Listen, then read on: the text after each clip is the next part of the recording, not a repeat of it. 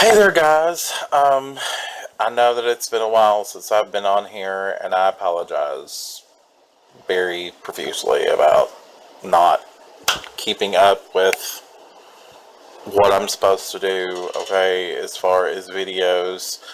Um, it's just that as of late, things have been kind of and I just haven't felt up to it. But today, I wanted to get a couple of videos out of the way, and those are I kind of want to get everything done leading up to what I'm experiencing right now, and that's going to be kind of hard, but I want to try.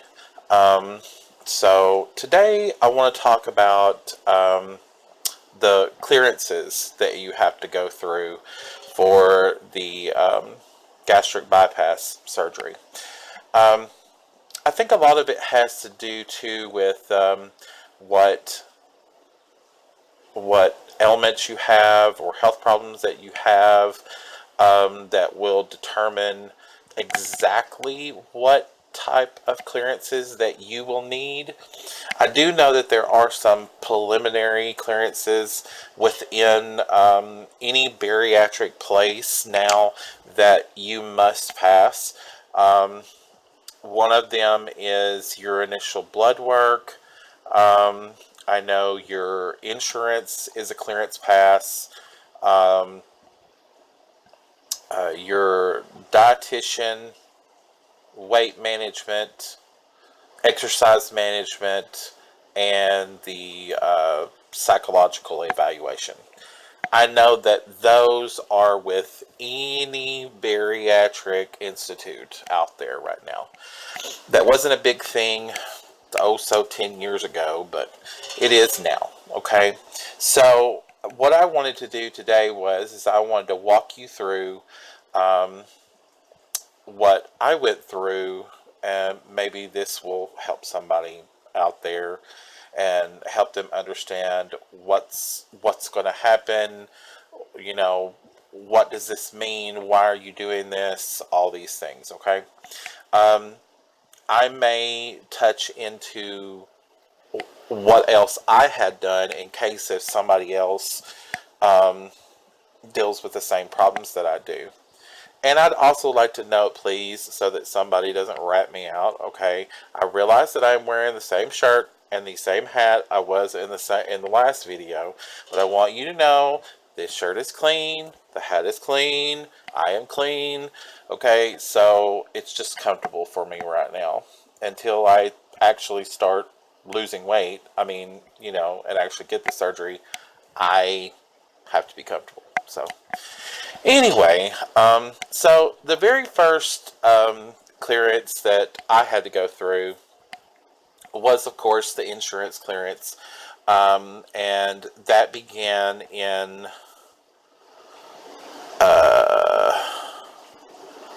March, on March the 23rd. That's right.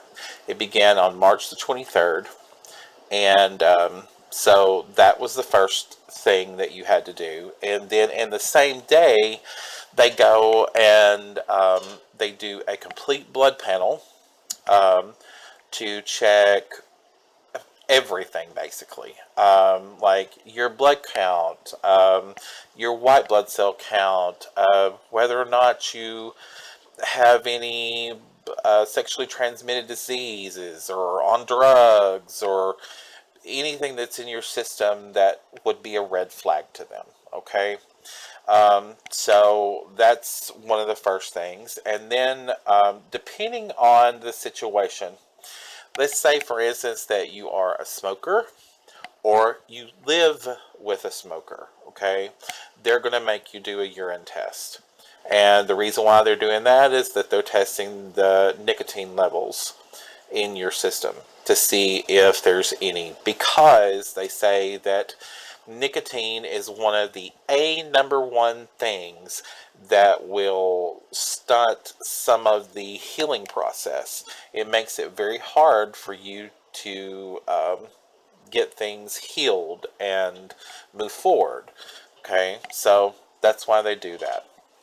Um, I know that the second thing for me was going to the dietitian. Um, and I have touched on this before in one of my previous videos about that book. And I may go into more of a detailed description when I actually get to the part where I'm at right now, okay? But I just kind of want to give you a gist of what you're doing when you go to the dietitian. Okay, so when you go to the dietitian is going to look at your weight. She's going to ask you what your goal weight would be, like what do you wish that you weighed, um, like what size clothes would you like to wear. I mean, all these things that are encouraging, okay, to you, that could seem attainable, okay. um, and she then goes through with you about like, what are you eating every day? What is your basic everyday eating regimen from breakfast, lunch, dinner, all that, okay? So, prior to going to the dietitian, you fill out all this paperwork, and of course, you have all this stuff written down, but you may not get to see her for a while in between the time that you receive your paperwork to the time that you actually visit with her at the clinic. So she's going to ask you personally again, what do you eat, if there's been any changes or anything along those lines. So it's a really good time for you to vocalize about, what's what's right to eat right now, what's not right to eat right now. Am I doing this right? Am I not? Is there anything that I should change or add or take away, or whatever? It gives you that time to talk to her about all of your dietary concerns, okay? And she'll be able to give you a rundown of what you need to do. Now, for me, at the time, she told me that I was actually doing really well, and the only thing that I needed to introduce new into my dietary plan is that I needed to exchange out my breakfast and lunch with a protein shake. And I also needed to include anywhere between 8 to 16 ounces of water with each meal. Um, Basically, you end up doing 4 meals, and that gives you 64 ounces of water every day, not including your intake of your protein shakes, your dinner, and your nightly snack. Okay, so that kind of gets your body into this ready mode for the next step later. Okay. At the very end, she then shows you some of the options for protein shake. She shows you, like like in the same brand, they have like these waters or whatever that's called, clear, that you could get, that are also like so many grams of protein and no sugars, and it's a great option if you don't want to drink water. This gives you that option to replace it out with that. um, and then my dietitian gave me coupons for to get my protein shakes. And of course, later I ended up finding ones that were actually the same thing, just an off-brand, um, at my local Walmart, and they have been working great for me. Um, so I've been doing that, and I'm trying to think, what were the next things? So the next things was the weight management doctor. And the weight management doctor basically just comes in and talks to you about the, your goal in comparison to your current weight. Um, is it attainable? Is it not attainable? What's the probability if you do everything exactly as the doctor says?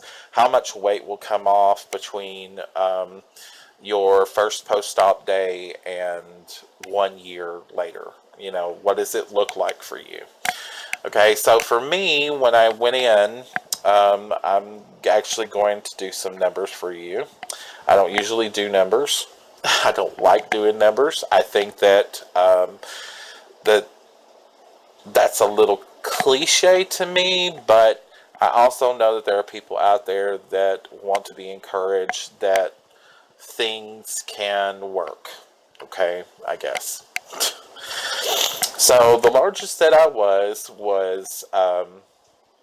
322, which would have been back in early 2017, when I began this journey, which would have been at the beginning of this year. I was 310. And then by the time that I started with Dr. Bledsoe at the Bariatric Institute, I was 298, I believe. By the time that I got to the dietitian, I had made it to 285. And now I am currently 279. So it will kind of change, but I'm going to tell you that is nearly 2 years worth of weight loss.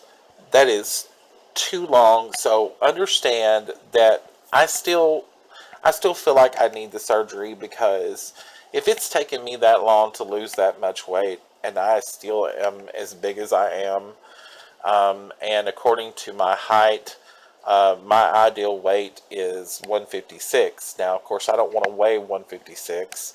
So when I went to the dietitian and I weighed 285, she asked me what was my goal weight, and I said 185. And of course, that's 100-pound, weight loss. And she was like, oh, that's definitely attainable for you. I don't see a problem with that at all. So, with that being said, I guess what I'm saying is that the more that you lose now, the easier it's going to be for you to get the weight off once you get the surgery, because you'll actually be able to achieve that goal because you'll be closer to it that way. Okay. I would have to say, after that was seeing the exercise doctor. The exercise doctor basically kind of went over all of my physical ailments and really, tried to pay attention to what I was going through as far as, my health problems on a day-to-day basis. One of the biggest things that I deal with is spinal stenosis, and I've had cervical spine surgery, but it prevents me from doing a lot of things. But you add that on top of my neuropathy and fibromyalgia and rheumatoid arthritis and degenerative joint disease, and that makes life almost unbearable some days. Okay, so he wanted to create a regimen for me that would be great for me. Okay, He was telling me that he would like for me to work out 5 times a week, um, and that he wanted me to try to do water aerobics and resistance chair exercises so that I could build up some dexterity in my muscles and things that have, I guess, dulled out over time because of the elements that I'm dealing with. But his one big thing for me is he says, don't do something that you know is going to cause you pain. Because if you do something that's going to cause you pain, then you're not going to want to do it. And it's not going to be productive for you. So he always says, do activities that you enjoy, okay? But remember to sit less and move more, okay? Especially once you've had the surgery, because the more you move, the better it's going to be on you in the long run, and you're also going to heal a little faster, a little better, okay? After that come other things like my heart doctor. I had to be cleared on it that my heart was good enough for the surgery, that it could take the surgery. I had actually had 2 heart caths, came very close to having a heart attack, and I do have a heart murmur. So they wanted to make sure that my heart was stable enough to be able to handle the surgery and the ramifications afterwards, of course. So I cleared that with flying colors, yay for that. I then also had to do a intestine and stomach clearance. So, meaning that everything inside looks good to the doctors, so that when they start cutting and moving things around, there's not anything that they're going to run into that's going to prevent them from performing the surgery correctly. So, I did have large intestinal polyps. I've had all those removed. And I've healed well, the best that I can, and they've rechecked me and I'm clear. The doctor that's doing the surgery has also checked my stomach, and that went well. And then the last thing that they put you through is the psycheval. This is probably the hardest of all of the clearances. I would say, because the lady is asking you questions that are triggering. I don't know how else to put it other than she tries to trigger you in any possible way. Get you to cry, to get you to exhibit emotion, to say that you're depressed, say that you want to kill yourself, say that you're manic depressive, whatever, okay? Well, I mean, I'm going to be completely honest with you.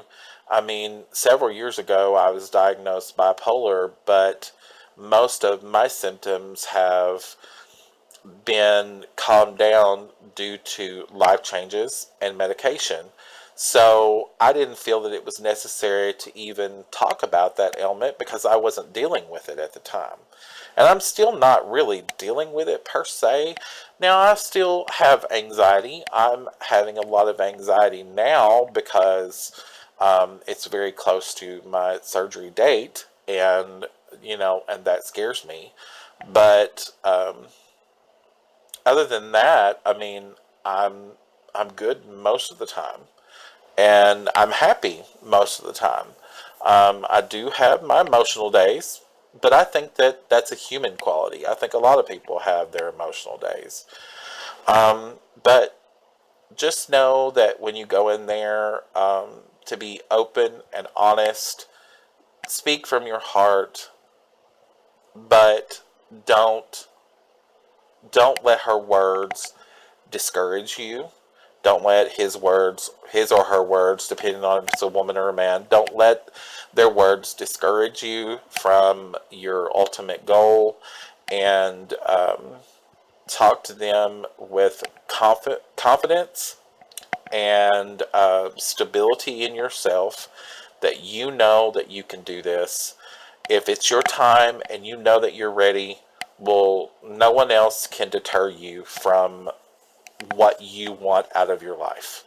And that's what I'm thinking in my head. I think that the thinner I'll be, the happier I'm going to be. So, and I understand that at the very beginning, it's going to be a struggle.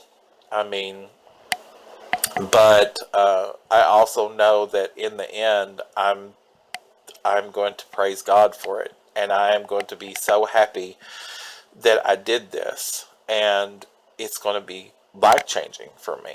And I, anybody out there that is considering doing sleeve or bypass, either one, I haven't even had it done yet, and I encourage you to, talk to your doctor, even if you're considering it at all. If it's ever crossed your mind, talk to your primary care physician.